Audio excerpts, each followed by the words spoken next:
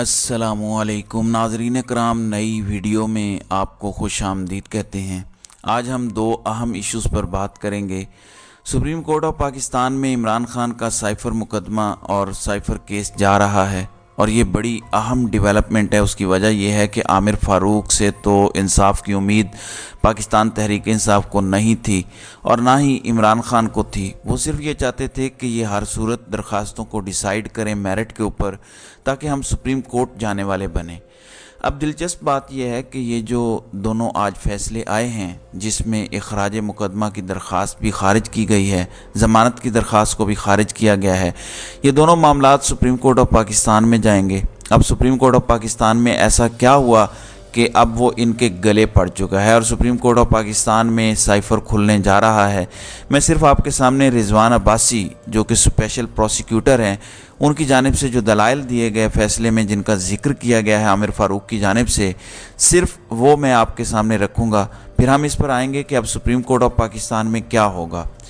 नाज़रीन इकराम, मैं भी और पाकिस्तान तहरीक इंसाफ के वकला भी कहते हैं कि शुक्र है हमारी जान छूटी। आप बेहतर जानते हैं कि वो इतना क्यों मायूस हैं यहाँ के निज़ाम से, और वो सुप्रीम कोर्ट ऑफ पाकिस्तान जाना चाहते थे क्योंकि सुप्रीम कोर्ट का अपना फ़ैसला आया है। जस्टिस जमाल खान मंदोखेल ने जो लिखा, और वो है ARY के प्रेसिडेंट इमाद यूसुफ का शहबाज गिल केस में। उसमें जो मुकदमा दर्ज करवाने वाले थे और यहाँ साइफ़र मुकदमे में भी जो मुकदमा दर्ज कराने वाले हैं, वो एलिजिबल ही नहीं है, वो कॉम्पिटेंट ही नहीं है मुकदमा दर्ज करवाने के लिए। स्पेशल प्रोसिक्यूटर ने दलाइल में कहा था कि काबिल दस्त अंदाजी जुर्म पर FIR का इंदराज बनता है। वफाकी हुकूमत ने सेक्रेटरी दाखिला को शिकायत दर्ज करने की मंजूरी दी। अब पाकिस्तान तहरीक इंसाफ का ये मौक़िफ़ है कि ये वज़ारत ख़ारजा, जो असल ऑनर है इस साइफ़र की, जिसके पास असल कॉपी होती है और उसकी मुख्तलिफ़ कॉपीज़ करके वो भेजती है, वो कहते हैं कि वज़ारत दाखिला को हमने मुद्दई बनाया। पाकिस्तान तहरीक इंसाफ कहती है कि इसमें अगर कोई मुद्दई बन सकता था तो वो वज़ारत ख़ारजा बन सकती थी, वज़ारत दाखिला नहीं बन सकती थी। उन्होंने कहा कि ऑफिशियल सीक्रेट एक्ट के तहत दर्ज मुकदमे में 10 साल से कम सज़ा वाली दफ़ा में ज़मानत हो सकती है, लेकिन 10 साल से ज़्यादा सज़ा वाली सेक्शन लगी हो तो वो नाकाबिल ज़मानत होता है। काबिल ज़मानत या नाकाबिल ज़मानत से ये मुराद नहीं होता कि हरगिज़ उनके ख़िलाफ़ ज़मानत हो ही नहीं सकती। अब आप दहशतगर्दी की 780A में इमरान खान की जो इतनी दरख्वास्तें ज़मानत की मंजूर हुई हैं, वहाँ तो सज़ाए मौत है 780A की। अगर वहाँ ज़मानत मंजूर हो सकती है तो यहाँ तो 14 साल या 10 साल थी, तो यहाँ कैसे नहीं मंजूर हो सकती। तो मैं आपको ग्राउंड्स बता रहा हूँ। तो अदालत ने कहा कि साइफ़र के ज़रिए जो भी मालूमात आ रही हैं, क्या वो आगे भी दी जाती हैं, जिस पर प्रोसिक्यूटर ने कहा कि एक कैटेगरी में आप आगे वो भेज सकते हैं, दूसरी कैटेगरी में आप नहीं भेज सकते। ये साइफ़र टॉप सीक्रेट था। ये टॉप सीक्रेट क्यों था? एक बंदा आपके साथ गुफ्तगू करते हुए कहता है कि आप इमरान खान को हटा दें तो आपके साथ मामलात मुस्तकबिल में बेहतर हो जाएंगे। इसमें कौन सा टॉप सीक्रेट था जो आवाम को नहीं बताना चाहिए था? स्पेशल प्रोसिक्यूटर ने कहा कि दरख्वास्त गुजार के वकील ने ऑफिशियल सीक्रेट एक्ट की सेक्शन 5 की दुरुस्त तारीफ़ या तशरीह नहीं की। इमरान खान ने साइफ़र की मालूमात आवाम तक पहुँचाई जिसके वो मजाज नहीं थे। Chief justice Islamabad high court ने कहा कि साइफ़र आने के रूल्स ऑफ प्रैक्टिस होंगे, कुछ SOPs होंगे। स्पेशल प्रोसिक्यूटर ने जवाब दिया कि साइफ़र के 2 कैटेगरीज होती हैं, जिनमें से एक की कम्युनिकेशन की जाती है मगर दूसरी कैटेगरी की नहीं होती। अब आप यहाँ अंदाज़ा लगाएं। कहते हैं कि इमरान खान ने आवाम तक वो चीज़ें पहुँचाई हैं। इमरान खान ने बतौर वज़ीर आज़म अगर आवाम के सामने कोई चीज़ें रखी हैं और उसके बाद काबीना ने उसको डिकोड किया है और कौमी सलामती ने उस पर मीडिया को एलामिया जारी किया और बाकायदा अमरीकी सफ़ीर से एहतजाज किया, तो फिर बताएं कि इमरान खान ने डीक्लासीफाई किया या कौमी सलामती ने डीक्लासीफाई किया। आपको याद होगा हमारे यहाँ कानून में मौजूद है, काबीना कोई चीज़ की मंजूरी बाद में देती है, एक्शन पहले हो जाता है। तो जो प्रोसिक्यूटर का जो प्रोस्पेक्टिव का एक कॉन्सेप्ट है, ये कानून का हिस्सा है।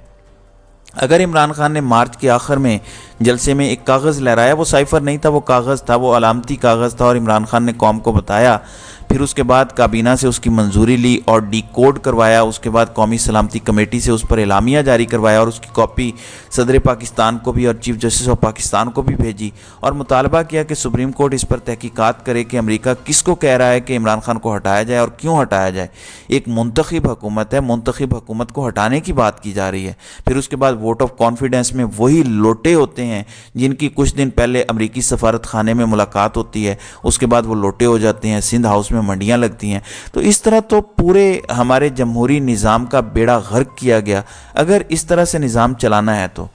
اب چیف جسٹس اسلام آباد ہائی کورٹ نے کہا کہ سائفر آنے کے رولز آف پریکٹس ہوں گے، کچھ ایس او پیز ہوں گے، تو انہوں نے کہا کہ یہ سائفر دوسری کیٹیگری کا سیکرٹ دستاویز تھا جس کی معلومات عام نہیں کی جا سکتی۔ اگر اتنا ہی یہ اہم تھا، ٹاپ سیکرٹ تھا، تو اس سائفر کو تو اب ایک بین الاقوامی اخبار نے چھاپ بھی دیا ہے، پھر آپ کے پلے کیا بچا ہے۔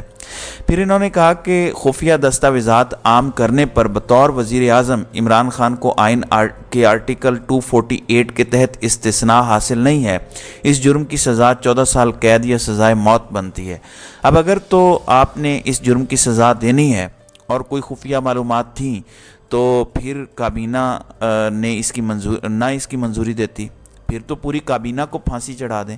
پھر جو لوگ اس وقت قومی سلامتی کمیٹی میں موجود تھے، اگر اتنی خفیہ معلومات تھیں تو وہ اعلامیہ جاری نہ کرتے، تو پھر ان سب کو بھی آپ پھانسی پہ چڑھا دیں۔ اگر اس طرح سے نظام چلانا ہے آپ نے، صرف عمران خان کے خلاف کیس ہے، وہ وزیر اعظم تھا، اور منسٹریل رسپانسبلٹی کا ہوتا ہے، کولیکٹیو رسپانسبلٹی ہوتی ہے، وہ شخص فرد واحد کی رسپانسبلٹی نہیں ہوتی۔ ایف آئی اے کے اسپیشل پروسیکیوٹر نے دلیل دی کہ سائفر کیس میں عمران خان کو عمر قید یا سزائے موت سنائی جا سکتی ہے۔ ان کا کہنا تھا کہ سابق سیکرٹری خارجہ سہیل محمود، ڈپٹی ڈائریکٹر عمران ساجد اور حسیب بن عزیز کا 161 کا بیان ہے۔ اسسٹنٹ نعمان کے پاس سائفر آیا، انہوں نے کہا کہ خود اعظم خان کا بھی اس پر 161 کا بیان ہے۔ 161 کا بیان وہ ہوتا ہے جو پولیس کے سامنے دیا جاتا ہے، جس پر نہ دستخط ہوتے ہیں نہ انگوٹھا ہوتا ہے۔ عام کریمنل کیسز میں 161 کا بیان خود پولیس والے ہی لکھ لیتے ہیں اور اس کی کوئی قانونی حیثیت نہیں ہے، جبکہ 164 کا بیان وہ ہوتا ہے جو عدالت میں دیا جاتا ہے، جبکہ 161 کا بیان پولیس کے سامنے دیا جاتا ہے۔ پولیس کے سامنے دیے گئے بیان کی کوئی حیثیت نہیں ہے۔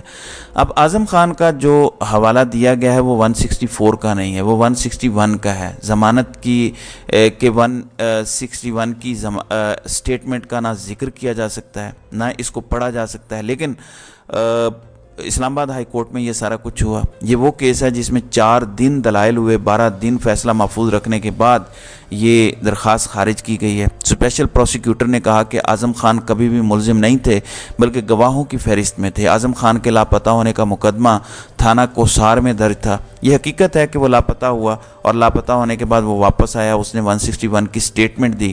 اب جو کسٹوڈین ہے وزیر اعظم ہاؤس کا، جس نے تمام دستاویزات کو رکھنا ہوتا ہے، وہ اعظم خان ہے۔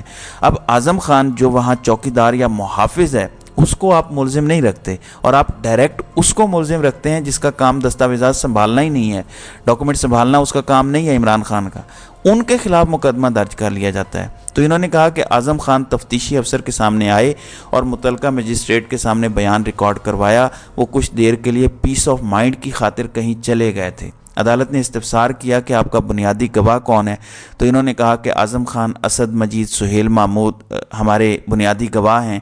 سماعت کے دوران پروسیکیوٹر نے سائفر اسسٹنٹ نعمان کا 161 کا بیان شروع کیا، جس پر پی ٹی آئی وکلاء نے احتجاج بھی کیا کہ آپ یہ بیان نہیں پڑھ سکتے۔ تو عامر فاروق نے کہا کہ مجھے چین سمجھنا ہے کہ یہ کس طرح سے جاتا ہے۔ تو اسپیشل پروسیکیوٹر نے کہا کہ اگر چین ان بیانات میں موجود ہے تو پڑھ لیں۔ اسپیشل پروسیکیوٹر نے کہا کہ گواہ کے بیان میں واضح ہے کہ یہ سیکرٹ کلاسیفائڈ ڈاکومنٹ تھا، سیکرٹ دستاویزات کی کوئی سرکولیشن نہیں ہوتی۔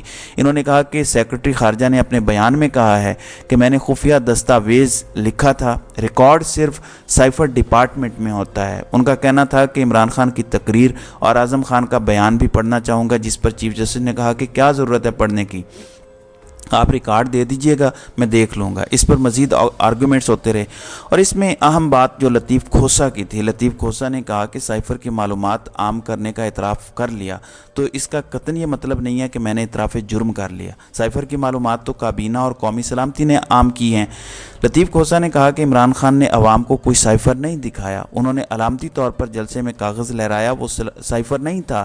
ڈی کوڈ ہونے والا سائفر تو army chief DG ISI Shehbaz Sharif اور خواجہ آصف کے پاس بھی گیا۔